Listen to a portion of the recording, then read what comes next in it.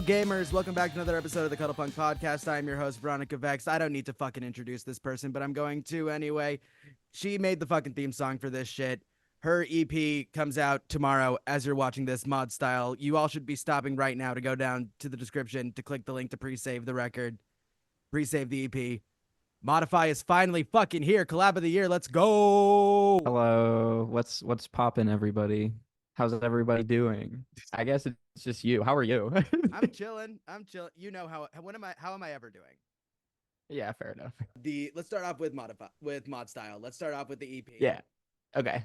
What I love so much, and I kind of tried to make the point of this in my review on Twitter, there isn't a ton of cohesion to the EP, but it shows off everything that it seems like you want to try to do with this project going forward. Yeah, absolutely. Thank you. I wanted it to be kind of like a mixtape kind of vibe where like it's just kind of like a collection of songs that I've made more so than like a cohesive kind of record.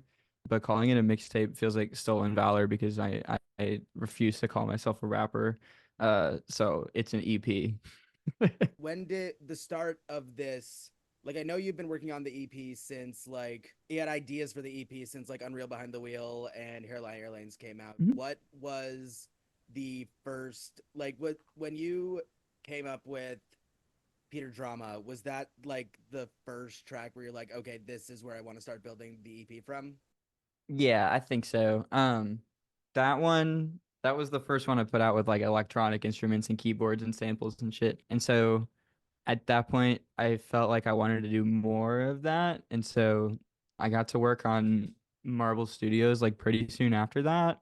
Obviously that didn't come out until like really recently though. So like a lot of this stuff has just been like things that I didn't finish because of like my own issues in personal life and working and just being lazy and like not working on it. But like I'm proud that it's like done at this point. Long time coming, but like better late than never. Let's talk about the beginnings of the project, because we first Yeah, met around the time that you put out Unreal Behind the Wheel. Still my favorite song of all time. I do need to thank mention you. that. That's sweet of you. It's just the truth. Like, this is one of the problems with you, is that every year you put out something that like breaks my list entirely. Like, everything else becomes second place at a certain point. It's nice of you to say that. It makes me feel good when my music like tangibly connects with people in a way that I can actually like see. It's very cool.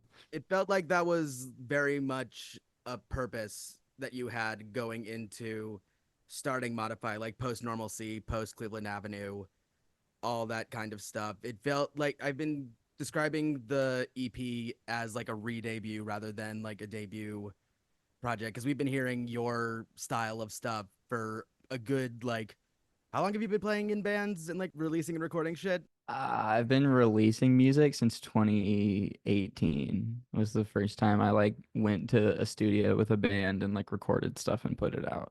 What was the, along with like just showing off, like making sure that your self comes through the most, what were, the other intentions behind starting just Modify the project? I wanted to be more explicit about my trans identity in music. There wasn't a lot of that in Normalcy, mostly because I started that project like long before I transitioned. So there was like a lot of stuff in that like didn't feel true to me anymore anyways. And so it was kind of nice to have a restart in a lot of ways when I decided to do like Modify. And Unreal Behind the Wheel started out as like a Normalcy song, as did like Hairline Airlines, because I wanted to make demos that were like more fleshed out so I could like reasonably shop to labels. So I started getting more into like recording and like mixing, mastering, production, that kind of thing, trying to kind of find my footing there so that when I sent it out, it was like listenable. And then when Normalcy like disbanded, it was nice to have these like very fleshed out demos that I could just like reasonably release as music for another project. And so that's just kind of what I ended up doing. And so because of that, the beginning of the project is like kind of haphazard and all over the place. And like the first 4 or 5 songs all sound completely different from each other. But like I feel like, and that's also part of why I haven't done anything like, like podcasts or stuff like that before this, is that like I didn't want to like do anything like that when I didn't feel like I could put my best foot forward. I feel like having something for people to listen to that you're like 100% proud of and like feel good about is important for stuff like this, and also for capturing an audience. Like a lot of times people won't give you a second listen if they don't like it the first time. So I don't want to like put myself out there if I'm not happy with what I'm doing. I've been trying to get you on this show for well over a year at this point, and I know the reasons why you didn't want to come on until you had your best foot coming forward. You absolutely are putting your best foot forward with the EP releasing tomorrow. Well, thank you. Thank you. I don't want to sound like too what's the word, arrogant, but I am really proud of it. Like This I is what the fucking show is for. This is the 21st episode. I've been telling you, I've been bitching to you about all these bands, like not being, like all being like all shy and shit about their shit. I was hoping at the very least that I wouldn't get like, oh, I'm nervous and I don't want to sound arrogant from you of all people, Mod Stout. I mean, I don't want to sound arrogant, but I am really proud of it. It sounds to me, to my ears, really good. There are things that I would change if I could do it again, mostly just because all the songs are recorded so far apart from each other, and I think that that's honestly what breaks cohesion the most is like not the genre switching. It's just that like all of these are completely different sessions, and I was in like very different places in my like ability and skill level to mix and master things at different points of making this project. So We don't have to get into it, but you have been going the fuck through it these last 2 years. yeah, I don't get a job that you don't like. Don't do it. Don't do it. But also sometimes you have to. So I mean, if you need to live, I guess then it's fine. But Someone hire me, please. cut that. Now I I'm can't just cut it. kidding. You can leave it in. Okay. I'm just joking. But yeah, and I mean like I think that that's reflected in the album as well. And like there's a lot of stuff lyrically on it about like the trans experience specifically like in the United States and like all the awful legislation around it and et cetera, et cetera, et cetera. So like that, you know, it's not like I wouldn't say that it's a very uplifting listen. But I do think that it's a very like you know, I think it's a moving listen at the very least, and I think that it's enjoyable and the music, despite the lyrical content, is it's pretty bouncy. It's pretty fun. Your lyrics writing style has always struck me a lot, just in terms of like the leftist politics and your way of bringing them in. Like my favorite line that you've ever written to this day is "It's not just something in the air in Alabama or Texas off on Rio." Yeah. Like that's like yes, absolutely. Shit is bad everywhere in this hell country. Well, yeah, and it's also like it's not just like I feel like people want to act like it's just like lingering sentiments of like a past time, and it's not. It's still happening right now, and there's a reason that people still think that way, and it's because people still talk that way. Like that rhetoric and that uh like line of thinking is not dead. Like it absolutely still exists. It's been coming Um, back more and more, even like this year. I feel like with like there are some straights and some sisses who are getting a bit too comfortable with certain words, and not just the gay ones, the brain ones too. yeah, I don't want to get into how I feel about that, That's which fair. can probably tell you everything that I think about it. Yes, But absolutely. I do think that like there's I don't know, like there's lyrics on the album that are about like how things are always like cyclical and like everything is like a pendulum swing, right? Like I feel like there's people on the left who are like extremely puritanical, and as a result, there's kind of like a reactionary left to that reactionary left of like being overly edgy again, and it just feels like we haven't learned that lesson from like 2014 of We like haven't, how that people haven't, contributes to the normalization of like right-wing rhetoric and content and all that kind of stuff. So I like don't I don't not see where it comes from, but I think that it has greater implications than people realize for sure. people haven't learned that Filthy Frank was a character and that he was making fun of them. You weren't supposed to go out in public and say those things. You weren't supposed to do that. You weren't supposed to ask the Rick and Morty McDonald's workers for the fucking thing. Speaking of McDonald's, real quick, let's talk about Countdown to Extinction, sponsored by McDonald's. I was so stoked when I saw this title for that song because I'm one of the like 5 people who knows your music who's going to get that reference. Can you expand on that one for a little bit? Yeah, I just really like the YouTube channel Defunct Land. And he made a whole video about that ride at Walt Disney World. And it was like, I mean, like as the name implies, it was like about the dinosaurs. And so like it took you through all the eras of like when the dinosaurs were around all the way up Is that the until one like that the turned meteor. into Ellen's Energy Adventure? You know what? I think so. Yeah. Yeah, it was in like the big like pavilion they have, like the indoor one. Yeah, yeah, yeah. Not the Epcot ball, the other thing. And so that was the name of it because McDonald's was the sponsor, and this was a real thing. It was a real thing. It really Yeah, existed. Countdown to Extinction, sponsored by McDonald's, which is just like so apt for the That current time. you could look at the entire Eisner era of the Disney theme parks and just use that as a thesis for why capitalism is bad. I mean, yeah, I think that there's like a lot to that. I think there's definitely a lot of people who looked at the way that he saw Walt Disney World or ran the Walt Disney Company and were like, I'm gonna do that. I'm gonna do that. Going back to the like leftist politics for a second, I really think it's important, like your lyric writing again, it's like way more important that it's like way more than just like walking by like a cop and saying it smells like bacon in here. Maud, would you rather have unlimited bacon but no more video games, or Unlimited. Okay. Oh, you're not games? done. Okay. Unlimited, I'm not done. More, would you rather have unlimited bacon but no more video games, Mhm. or games, unlimited games but no games? You had to know this was coming. You're the only I person I've ever interviewed other than Alex from Cut Your Losses who gets this fucking bit. I I was wondering if it would feel more cohesive coming out of another person's mouth, and it doesn't. It's just as confusing as when Schlatt says it. I If nothing else, what this point will show of the episode will show to everybody, it's that the edge lords haven't gone away. They've just changed. Yeah. It's Which just like different there's people also now. like there's a way to do it and like be funny and be shocking and like I think Schlatt does it perfectly. I do too and like the common example is like Always Sunny, but like it's a good example. Yeah. Like you why are you like obfuscating? Like why do you keep saying like, "Oh, we I can't say anything anymore." Like say it. Say it. Say what you were going to say. Like If you're going to be if an it's asshole, you funny, have then to you be can get funny. away Yeah. with If it. you're going to Yeah. be an asshole, you have to be funny about it.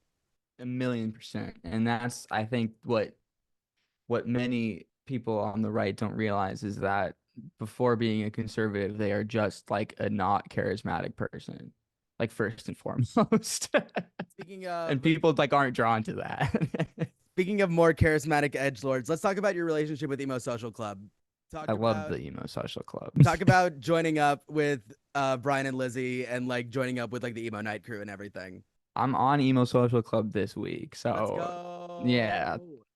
that's exciting. And yeah, Brian and Lindsay are two of my best friends in the entire city of Chicago. Emo night, June 7th, be there. It's subterranean. And that's just like that's one of the only things that's like remained consistent in my life for the past like 3 or 4 years or so is doing emo night.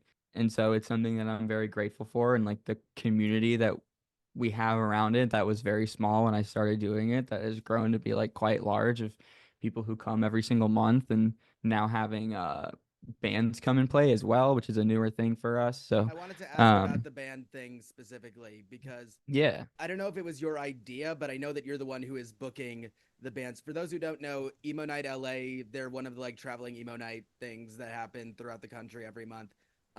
Emo Night, they've had bands play at other Emo Night LA performances, but there's only been one so far for Emo Night LA Chicago, and the next one is coming up. Yes, June 7th. Everybody go.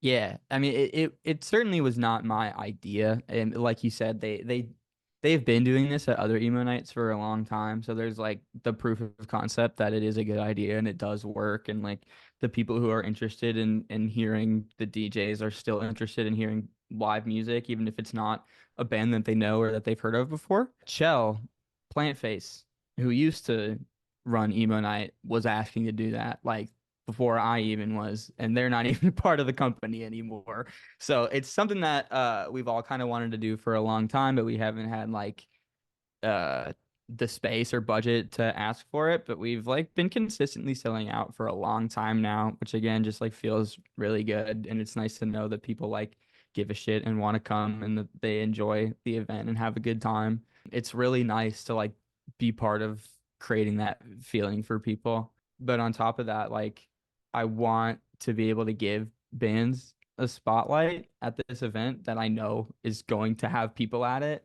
And so being able to do that and make sure everyone gets paid and has a good time and gets to play for some new faces is a really rewarding thing.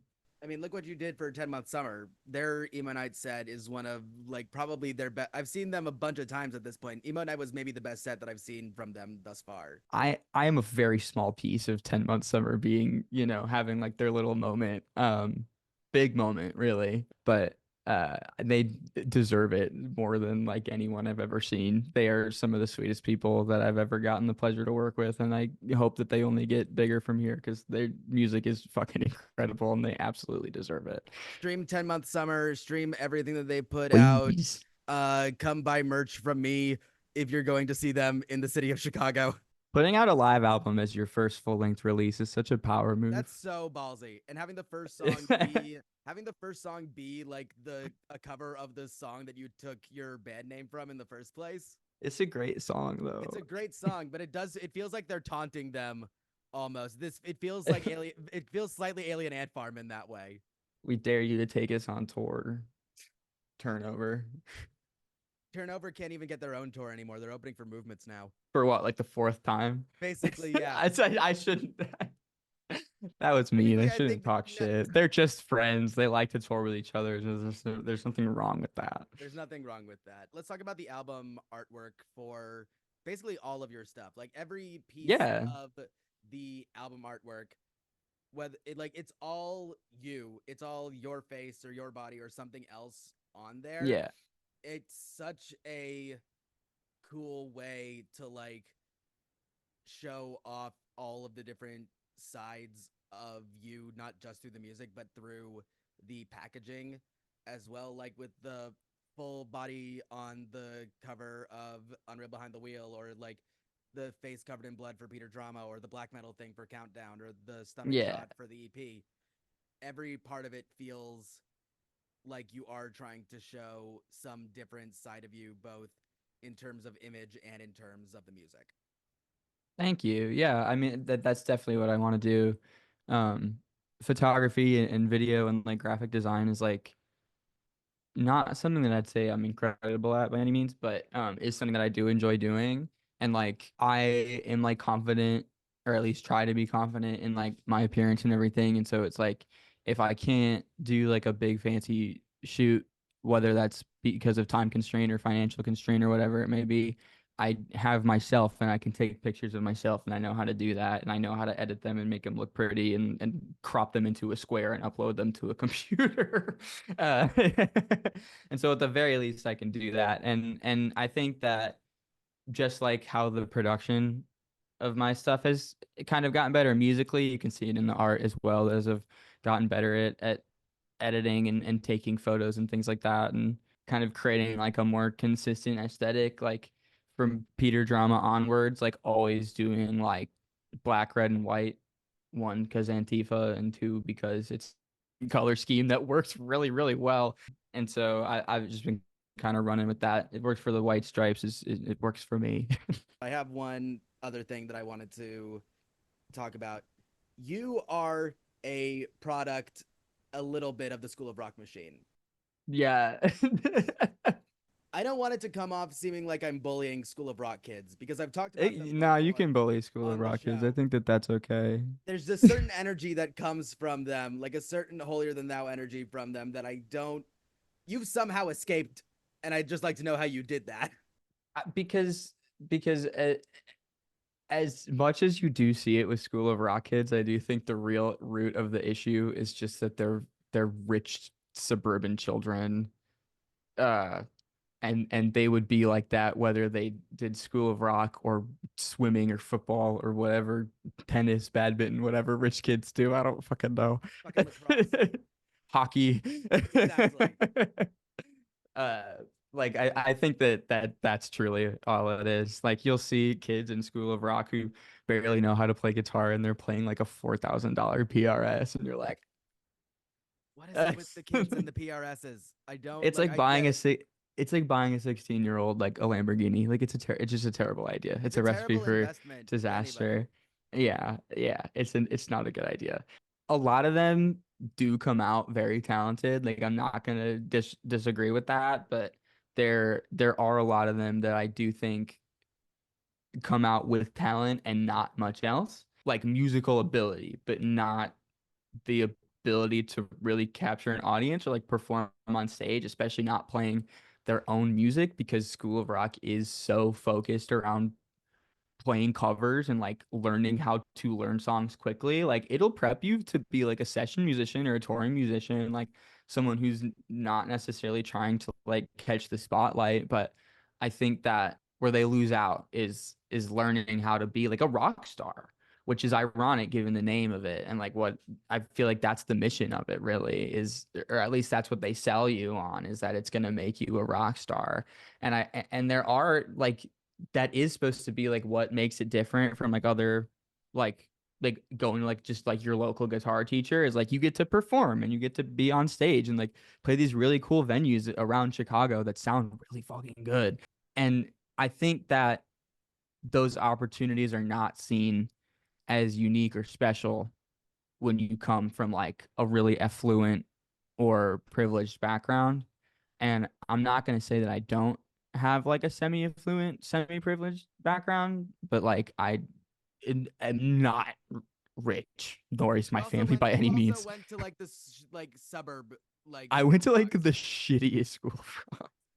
Because School of Shout Rock out Glen Chicago, Ellen. shout out Glenn. School of Rock Chicago, like the official one, is considered one of the best in the world. And then there's School of Yeah. Rock Oak Park as Chicago. well. Oak Park is also good, and then there's West and Glen Ellen, and it's just there's a lot of Yeah. like I never even went to the never taken one fucking class from them, and I know way too much about it. They do just kind of like have their claws and everything. Like you go to Summerfest and you will see School of Rock. If you go to Lollapalooza, you will see School of Rock.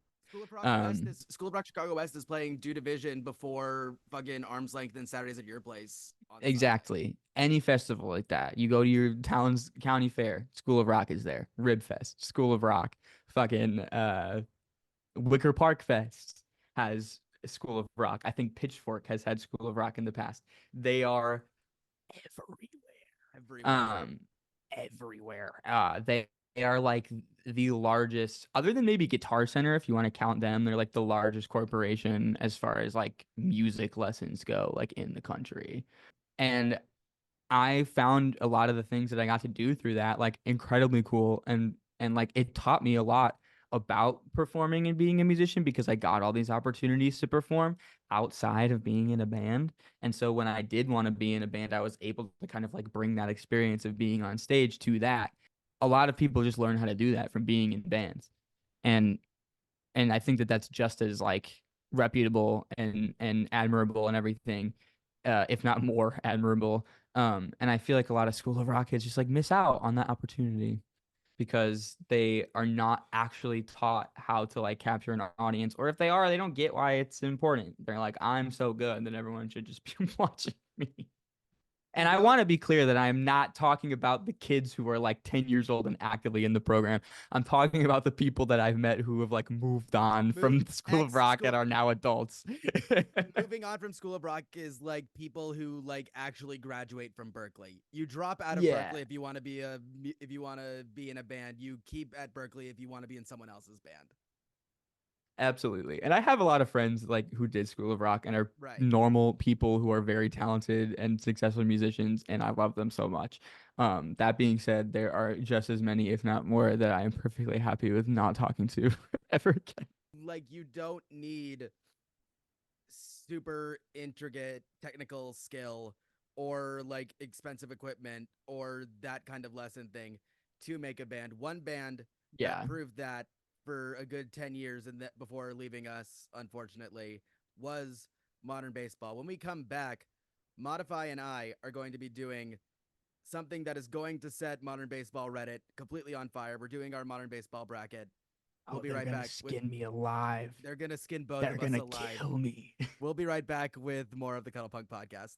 Welcome back to Transgirl Hivemind, the most zooted show on the internet. I'm your host, Veronica Vex, the mastermind, here joined this week by my Lakeshore co-host, Maud. What's cracking? We're blatantly stealing from Hivemind this week. I don't care. I don't care. I love them. Like Exactly. shamelessly. Exactly. Hey, Hivemind, book us. Book it. For real. We'll find a way to get to Detroit for sure, for 100%. There's an Amtrak for sure. There's gotta be. Absolutely. Greyhound. I don't know. We'll figure it out. We're doing a bracket. That's what we're doing, obviously. Yeah. We're going to be doing a bracket for the top 32 modern baseball songs. The data collected by Last FM and then made by me in this fucking bracket. Modern baseball. It looks beautiful. Thank you. I made sure You're welcome. I made sure to do the thing that Hivemind does where they all have like the different colors based on the project and everything. Yes, yes. Bless you for not making it 64 songs. Do they even have that many? Not enough that have enough Scrabbles to be ranked. That makes sense. I remember getting into them when your graduation came out the first time. Like, what's your history with modern baseball? I got into modern baseball like between You're Gonna Miss It All and Holy Ghost. I think there's like 2 or 3 years between those albums. I got into them in like the interim. So like right after Perfect Cast came out would be like when I got into them. And I mainly found them because when I was in high school, I was hanging out with a lot of people who were like 2 or 3 years older than me. And modern baseball was very big with like older Gen Z young millennials. Late high school, early college folks. And so like that's a lot of who I was hanging out with in high school. That was just kind of like how it was for me growing up. I had a lot of friends who were a couple years older than me. And so I heard modern baseball a lot. And I really liked Fine Great. And then I saw that Fine Great was the first song on You're Gonna Miss It All. And I was like, oh, that's perfect. I already know what I'm getting myself into. And I used to like not have Spotify or Apple Music or anything.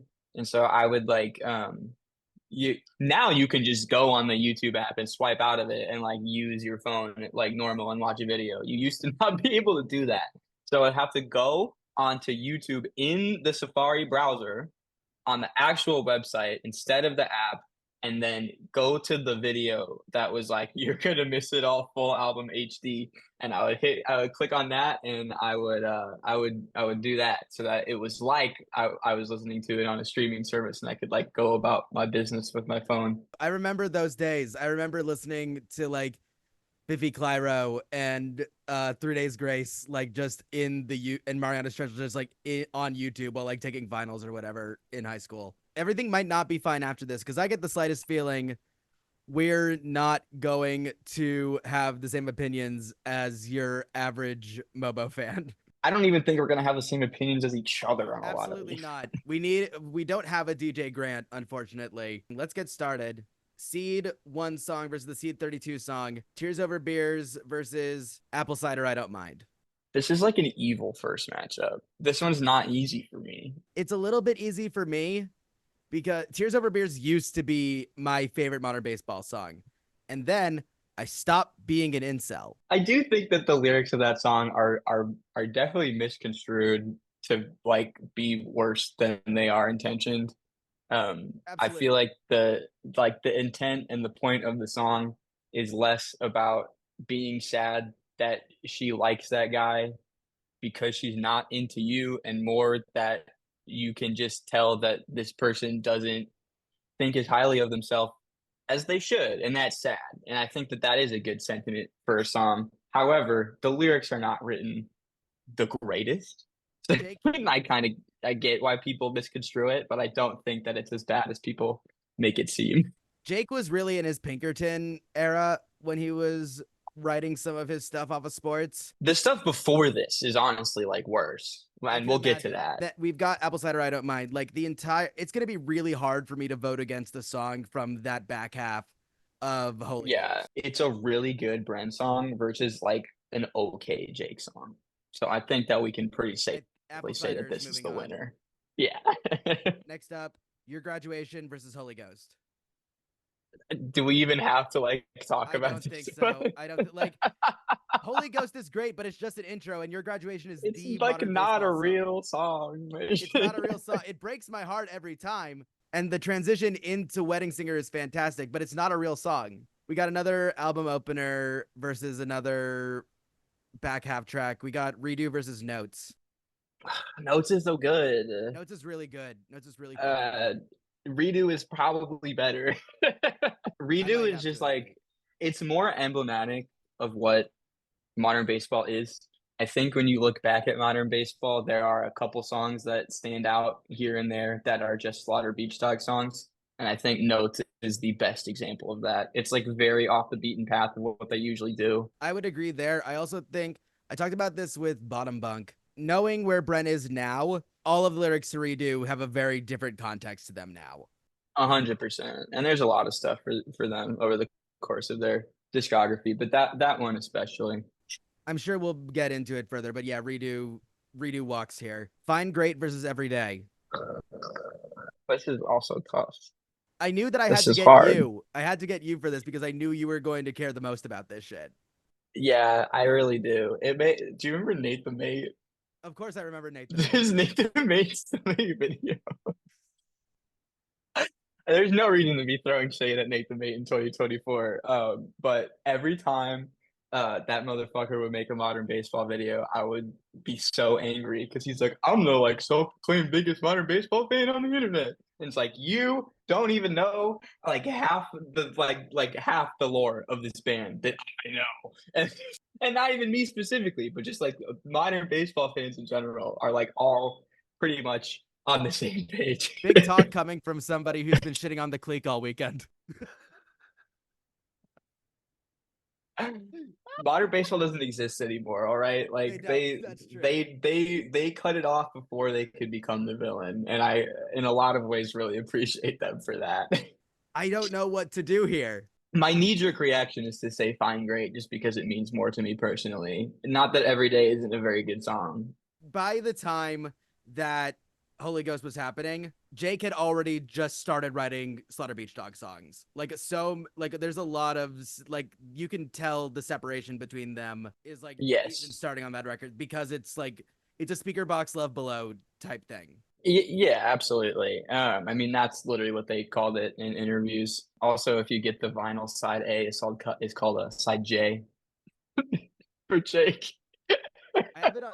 I bought the Holy Ghost vinyl when I saw them on that tour. Little did I know that would become like low key kind of a rare variant because they like stopped fucking pressing it for a long time after. All right. Rock Bottom versus Play Ball. Rock Bottom in a lot of ways feels like a more fleshed out version of Play Ball. And so I'm gonna have to go with that one. I have to agree. As catchy as Play Ball is for as short of a song as it is.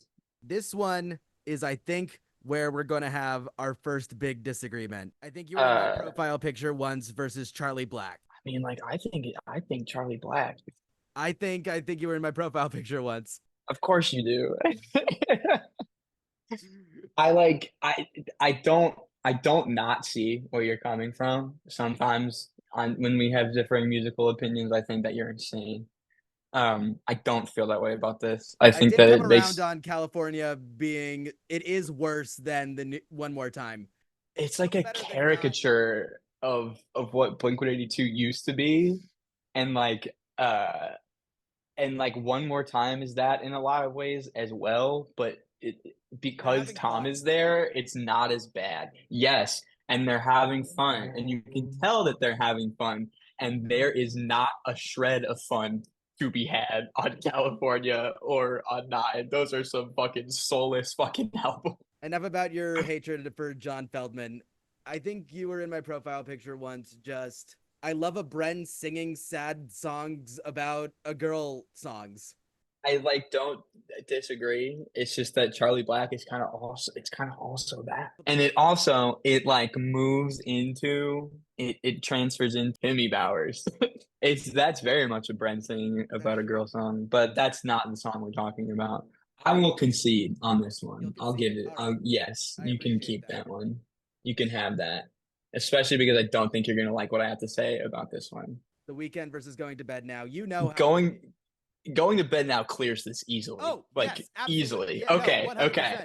Going to Bed Now is my favorite modern baseball song, and I think you know why. Yeah, and like everyone is. This is absolutely the one that's going to make everyone the most angry with us. The Weekend is like, fine. It's fine. It's not. There's 2 fucking chords in it. Also, in terms of lyricism, it's one of their weakest songs from either of them. Just objectively, it is one of the worst. And to me, the song has always felt disingenuous because it's very like rap party, and like that's so not what they are. Like, yes, they're very like I'll show DIY, chug a bunch of PBRs and pass out on the floor kind of college student, but they're not say a bunch of slurs with your friends after the football game and drink a bunch of Miller High Life and pass out on the floor. I think kind of people. It's like a different thing. Sports just like brings in, I think, a lot of their surrounding scene, like very Menzingers, like very Wonder Years, who at that time were falling into. This is like a bad Menzinger song. That's totally what it is. Song, yeah.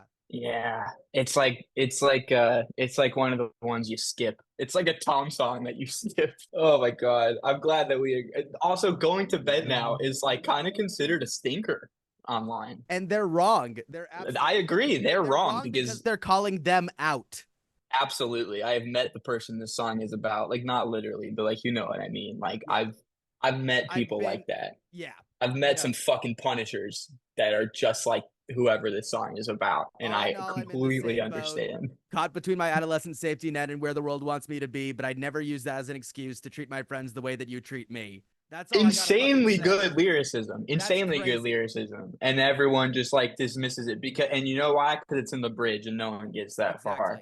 And I also think there's something to be said for like if you've never been in a band or like done something that's like explicitly creative, that's like has to do with like DIY or punk ethics, and people don't understand what it means to be called out on DIY.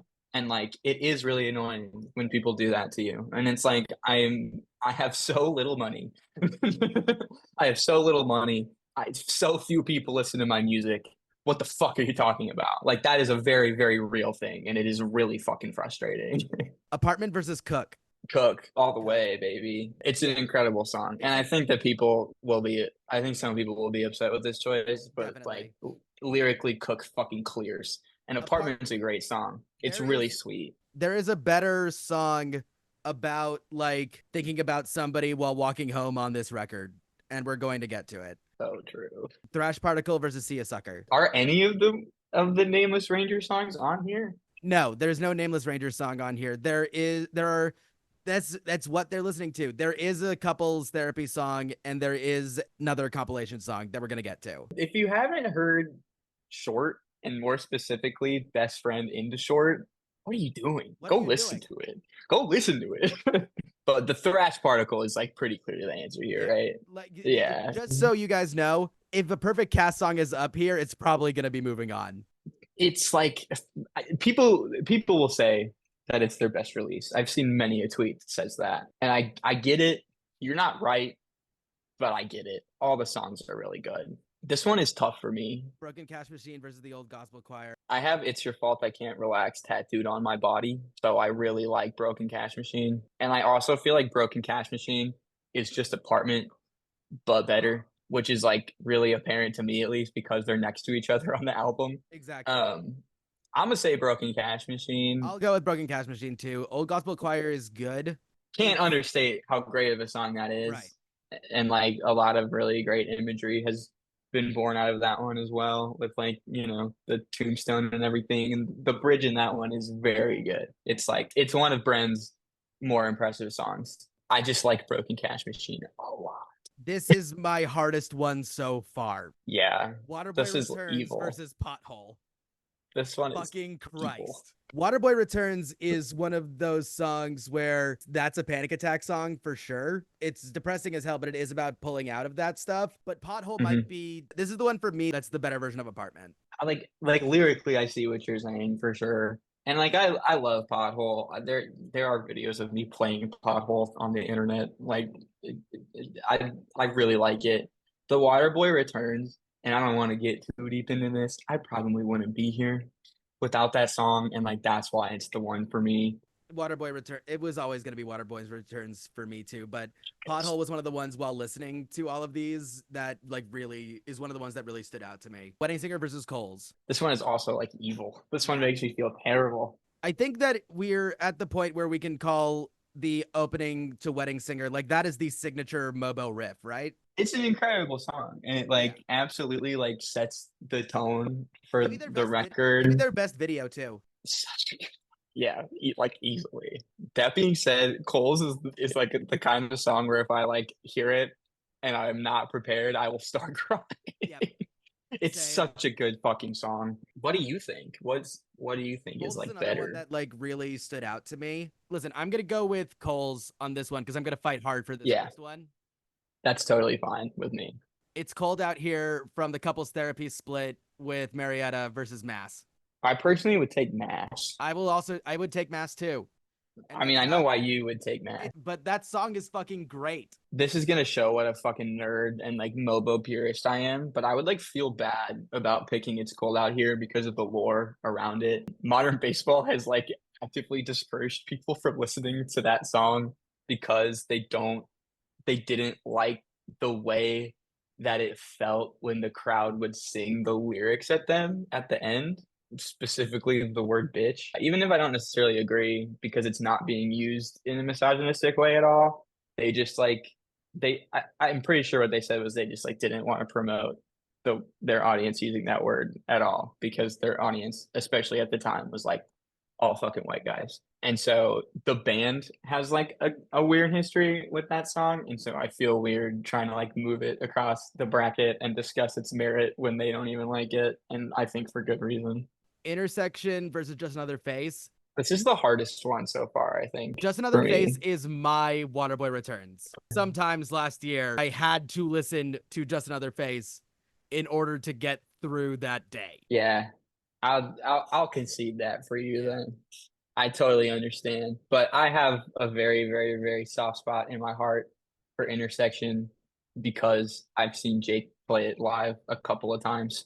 It's the closest thing I'll ever get to seeing them live again. And that song's also just really good. It is. Listen to the acoustic version from the Slaughter Beach song Live at the Cabin if you haven't heard it. It's arguably better. Chloe versus Hours Outside in the Snow. I feel like people are going to get mad at me, but for me, it's Chloe K. Like, absolutely. I think it's Chloe K. Okay. Hell yeah. I was going to bring up Nate the Mate because one of the points that I do think is interesting that he makes in his sports video is about Modern Baseball kind of was like one of the first bands to like bring like internet speak and like talking to people on Twitter and like being in the DMs and shit. They were one of the first to bring that into this scene. They helped us move on from MySpace. Yeah, totally. And the people critique that though and say that that was a bad thing. And I completely disagree. I think that the way that it's been used by other bands after this has been a little tacky and bad and probably not amazing. But I think that songs like this one, and more specifically Going to Bed Now, have like aged really well because Twitter and iPhones are both still things that exist. And so like the lyrics to this song are like not outdated. It doesn't use any like stupid like Rafflecopter outdated internet speak. I think that they were a little more intentional with like what words and things they were referencing than people give them credit for. And I think that people find it cringy because they think of themselves at 14 years old as cringy, and like fair enough. But I think that this song has kind of like stood the test of time better than people want to admit. And also Hours Outside in the Snow is one of their laziest written songs. I don't know if I've heard like online FOMO still to this day be discussed better than in Chloe K. Yeah, And maybe that's why it's not the same for older folks, because it only like this issue has only been exacerbated with younger people. But like there have been many a time where I'd rather sit at home on my phone than do anything else. And like I think that that's a relatable sentiment for a lot of people, and this song also explains why that's bad. And that's another reason why I think it's like commendable of them. Last one of round one, Two Good Things versus Redone. I love Redone. That being said, I like Redo more. Redo's better. And I agree. Redone is too long. And Two Good Things is one of my favorite modern baseball songs, like if not my favorite. That's an incredible song. We are done with round one. On to round two, we have our Sweet 16. Apple Cider I Don't Mind versus Your Graduation. I honestly feel like it's Apple Cider. I think it's it's an Everyone's gonna be so mad at us. We're getting views on us and streams on your EP. Just no one is gonna like this. This is gonna be the one. You could throw up the thing from Fallout. Like, everyone disliked that. No one's gonna like that. I've heard Your Graduation too many times, and if you think that that's not a fair excuse, then like that's fine. But I think lyrically, Apple Cider I Don't Mind is a better song in general, let alone in terms of just brand. Like it's gotta move. It's gotta move. Redo versus Fine Great. I think it's Fine Great. It's the better album opener. Redo, like, it's a short song. Not that Fine Great isn't, but Redo is like a rare case where I'm like, this song could be longer, which is why Redone makes me so angry, because one, it should be at the end of the album. Yes. What are we doing here, guys? Why is it track? What the fuck are we doing here? Why is it track 6? Or like put it right before Coles or something. Like, I don't know. It's like How Living Should Be Easy ends after the party. Yes. It's weird. Rock Bottom versus, I think you were in my profile picture once. I'm not even, I'm not fighting for that one. I'm not gonna win that one. I'm glad you understand. Rock Bottom it's too, we didn't even mention Whatever Forever when we talked about it last time. That's too iconic. It's too iconic. Also, as two trans lesbians, we can agree that Watch Planet Earth and Brainstorm Tattoos is like, that's peak date right there. Oh yeah, absolutely. Like this song didn't totally click for me until I was like with someone for long enough to like understand that whole sentiment. Like I was like, this is fucking rocks. That being said, if you're watching this right now and you're under the age of 18 or like about to turn 18, do not fucking tattoo Whatever Forever anywhere on your body. Just don't do it. You will regret it. Do not do that to yourself. There are plenty of other modern baseball lyrics that you can have tattooed on your person. 100%. Going to Bed Now versus Cook. Cook, like easy for me at least. I might have to fight for Going to Bed Now. Again, it's a very personal song for me. I get it, but Cook is like written so much better, and it especially it being on sports, it's such an impressive song in terms of the way it's written, the way it's played, the production, the way that like the harmonics like flip left and right in the headphones is so fun. Like I'd rather die than be dying. It's not a cliche, you know, like that whole thing. Like this is an amazing song. Cook is let's do Cook. I will 100% concede something else for you, but I love Cook. Thrash Particle versus Broken Cash Machine. This might be the one that I concede for you. Because I feel like you want Thrash Particle. Yeah. Hold on. No, this one is actually very hard for me. It's kind of tough. Yeah. It's like, I don't know. As much as I love Broken Cash Machine, like I really would not be angry about the Thrash Particle moving on because it's so like, I don't know. It's got, at least that's what I tell Jake in it. Broken Cat, it's a great like. I don't want to argue for the wrong side. Like if you think it's Broken Cash Machine, I think it's Broken Cash. I think it is Broken Cash Machine. Okay, hell yeah. Then never mind. No, we're so back. There are other songs that have come before Thrash Particle that I think sums up Bren's ethos in terms of music. I think Broken Cash Machine was the first like song that truly summed up Jake's ethos, at least in modern baseball. Waterboy Returns versus Coles. Fuck, man. Shit. Damn it. Fuck. This might be the one that I make you concede for. Do you want Waterboy? I want Waterboy real bad. Yeah, I'll give that one to you. You can have that one. And like I did, as much as I fought for it before, I love Coles a lot.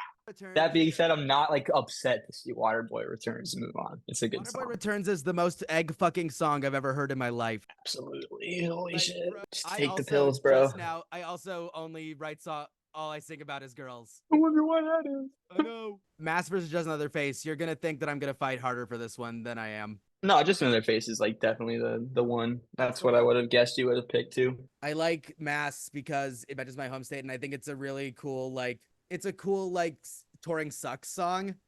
Just Another Face is something on an entirely different level. Yeah, absolutely. Like, I don't know. I never want to like project meaning on the songs, but like if you haven't listened to that song with the idea that it's about being trans, I feel like you haven't listened to it the right way. If you haven't listened to it with the idea of being transgender, you're definitely cis, and if you have, you might want to ask yourself some questions. It's just like the lyrics are very on the nose in a way that I feel stupid for not understanding. We couldn't have possibly understood. The pain in that song is just very tangible. It's an incredible song. I like it a lot. K versus Two Good Things. Two Good Things, big time for me at least. Yeah, I'd agree with Two Good Things. Elite Eight time. Apple Cider I Don't Mind versus Fine Great. I can let Fine Great go at this point in the bracket. If you want to move, yeah, and like if you think it's Apple Cider, so do I. Yeah, it's the better song. Just it's Brandon a much more mature and all things considered reasonable place. Rock Bottom versus Cook. I would say Cook. I might say Cook too. Okay, hell yeah. Yeah. Hell yeah. That is another one that I'm kind of like, this is a Slaughter Beach Dog song, but it's a really good Slaughter Beach Dog song. That's come up less than I thought it would because of how much of a Slaughter fan you are. Yeah, I mean, like, I don't necessarily like, I don't want to like say they're not modern baseball songs because they totally feel like modern baseball songs. It's just that like, I don't know. There were definitely certain songs that I always felt like were a little weird for Jake. Like they're definitely not Midwest emo or pop punk songs. And then after hearing Slaughter Beach Dog, I'm like, okay, the context here makes a lot more sense. Like this Weaker Than's influence, this Bob Dylan influence, this like Townes Van Zandt influence that he's like pulling out is like not super new for him. Like that stuff was definitely there already. Broken Cash Machine versus The Waterboy Returns. It's Waterboy Returns. It's Waterboy Returns. And like I love Broken Cash Machine, but like Waterboy Returns is just like it's a better written song. Just Another Face versus Two Good Things. It's hard for me to vote against Just Another Face. Yeah, me too. Like too hard probably. Yeah. It's too good. It's Two Good Things. I'll remember you. I'll never forget you. Apple Cider I Don't Mind versus Cook. That's hard. It's really hard. I don't know why I thought it would get like. I mean, I didn't. I don't. But like, obviously, it was going to get harder as it went along. But I wasn't prepared for that for some reason. Do we have all Bren songs in the final four? They're all Bren songs except for Cook. Except for Cook. Do you want to move on Cook in that case? I mean, yeah. Honestly, I want to move on Cook anyway. The more I think about it. Apple Cider I Don't Mind is very good, but I don't know if it's like the standout on that half of the record. In fact, I know what the standout is, and it's like it's Just Another Face. Versus Just Another Face.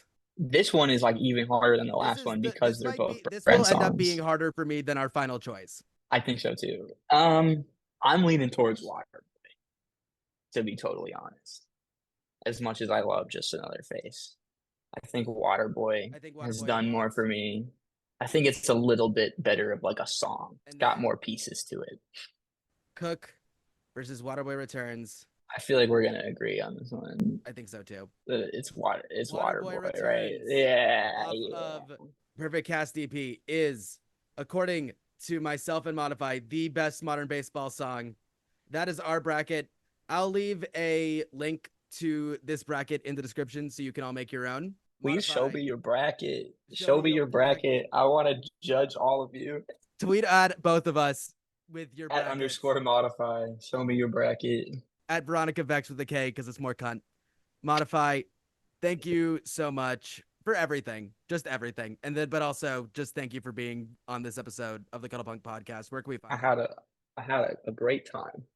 You can find me on all of the things except for Facebook. It's at _modify on X, and it's at modify_ on Instagram. And I think that I'm just at Modify on TikTok. I think I got that one. did I get just at Modify on yeah, I TikTok. got that one on lock. You can find all of her stuff in the description of this video, as you've been able to find Spotify, Apple Music,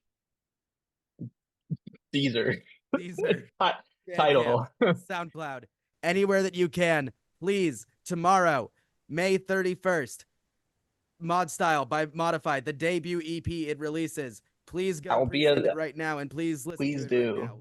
I'll be at the Drain show when it comes out, so like I might not promote it very much that day.